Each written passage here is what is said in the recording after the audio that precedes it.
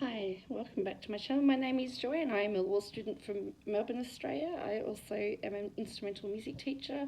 I teach at uh, two schools and three campuses. So one school has two campuses, so I'm at both campuses. So today I'm at the first school. It's Monday.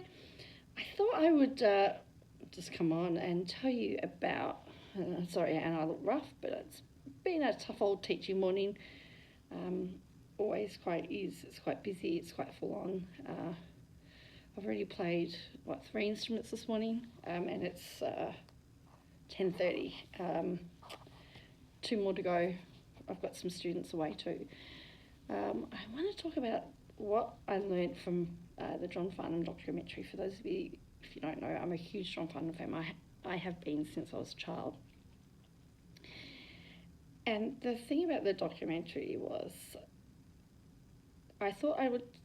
It was very up close and personal. Lots of footage, like all the footage is there. There's just footage from concerts, interviews that he's done, in his career. All of it's from archives. They just put together archive footage of him, and added some voiceovers of interviews. Two things that were very telling. It was both Glenn Wheatley's and Olivia Newton-John's last known project before they both passed. Glenn Wheatley passed away first, unexpectedly due to COVID, and Olivia died later in the year. As we know, she battled cancer. Olivia Newton-John's voice was quite shocking in that it was unrecognisable. So I guess hindsight is that we knew that she wasn't well, and so little did we know that that's the last time that her voice is heard publicly. John Farnham speaks as well, and his voice is a little bit unrecognisable. He had cancer of the throat, which they've got now on the road to recovery. I guess if he never sings again, he's got this catalogue of really amazing work that he can fall back on. But if I've learnt anything, is that he is tough and resilient, really. He grew up, okay, he had, success, and then went through a bit of the desert experience, as they talk about it, or as they say, went through that desert experience where things were really tough and rough, and he was, they talk about actors being, having one role held against them. Well, he had Sadie that was held against him for many, many years, and now he embraces Sadie. I mean, Sadie made him famous, and he embraces Sadie. I knew the story that his manager had mortgaged the house and for this project. What I didn't know is what was really at stake. How much pressure is there on somebody when your success or failure could ruin or prosper somebody else? So there was a lot riding on this. I mean, they both essentially had nothing to lose. Everything that they had was put into this project, Whispering Jack. And so even when the writers of Your Voice initially denied it, they decided to go ahead with it because why? They had nothing to lose. Everything was put into this project.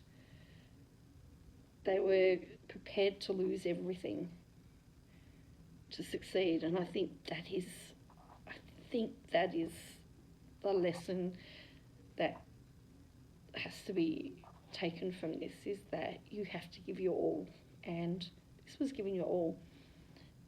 The other thing that was really poignant was that he never forgot. I mean, they were best friends, but he never forgot what his best friend and manager was prepared to do for him, for his success.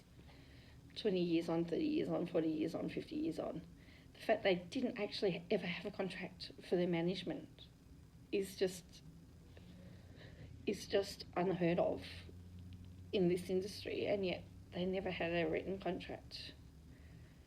They looked out for each other, they looked after each other, and even when Glenn went through his troubles and he ended up in prison for that short amount of time, John Farnham wouldn't perform and he supported his friend and got lots of criticism for supporting his friend who was in prison, and as he said, he couldn't abandon him. But that's what I've learned. And again, I think that if he wants to sing again, he will sing again, because if we've seen anything from this video or this documentary, is that he is tough. He is tough. The story about how Whispering Jack, how it was all filmed initially, was done in a garage. It is really fascinating. The fact that the other thing is you always know the value of a man by the people that stick with you.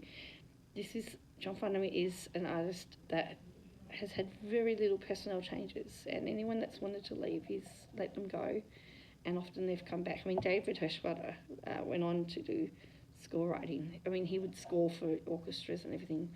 That obviously was the furthered his career. Brett Garsed left, went to America and everything, and then when he came back to Australia, came back to join Farnham's band. He's the same drummer since Whispering Jack. Lindsay Field has been with him since the very start.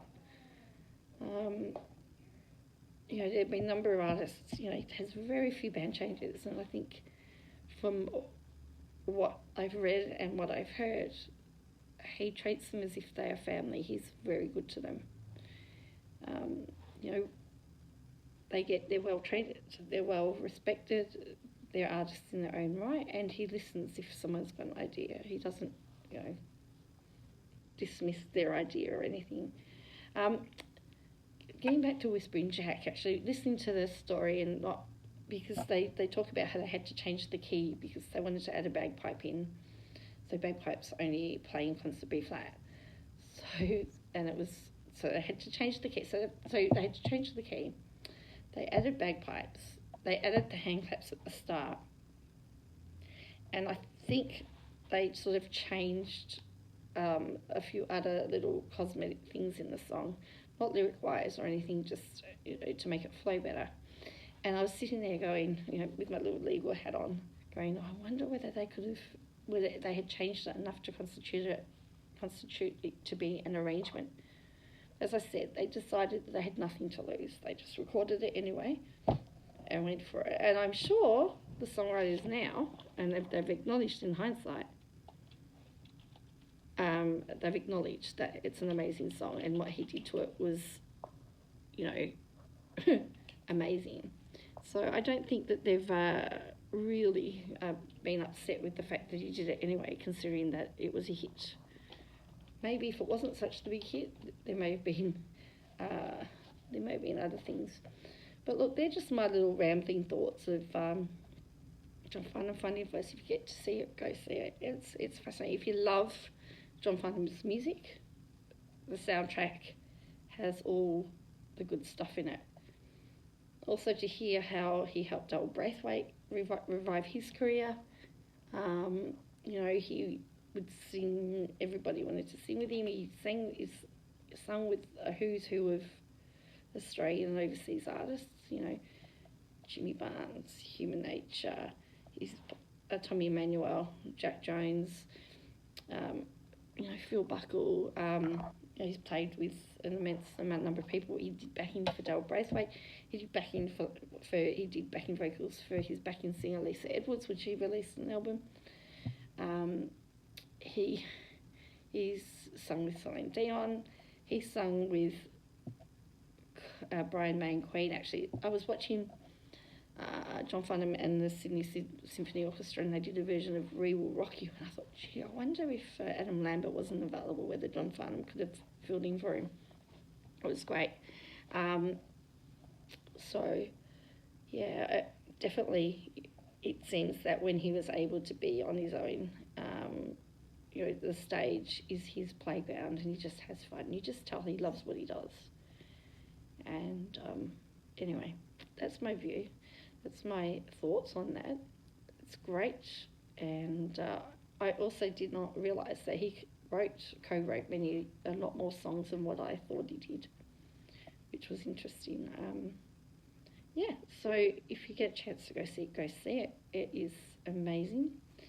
Um, some people, if you don't know anything about Sadie the Cleaning Lady, you probably won't like it because it's about a woman that won't have anything to do but in her life but clean, which wouldn't go down in this day and age, I guess. People would probably take offence to it, but it's a lollipop song. It's not really to be taken seriously, in my opinion.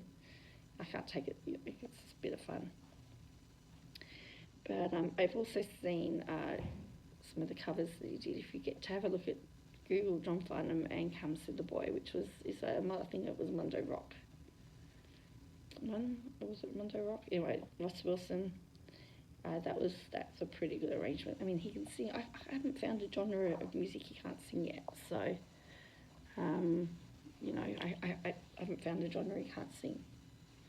So I hope he comes back. I hope that he gives us one more, at least one more, and it'd be good to hear that voice again. I don't know that it will ever be as it was. I have a feeling that after 70 odd years, he may have to lower a few of the keys. But hey, the fact that he's made it into his 70s and never had to adjust any of the keys of his songs is pretty spectacular. So I'll forgive him if he has to lower the keys to his songs. I'd just love to hear that voice again. So yeah, go see it, and I'll catch you next time. Bye for now.